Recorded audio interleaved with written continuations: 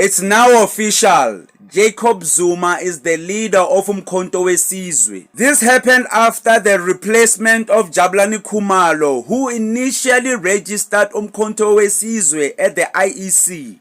I know I'm not the only one who was puzzled at first. Everybody knows that Umkhonto Wesizwe was the military wing of the ANC. So all of a sudden, last year in September 2023, there's Umkhonto Wesizwe, the official political party. Everyone was confused. Who's the leader? How did they get registered? And the next thing, Jacob Zuma appears. And they are saying he's not the official leader. Who is the leader? But people who follow the news would know what's really going on.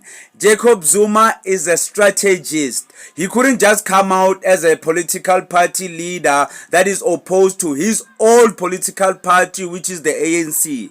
He needed to creep in, and that's what he did.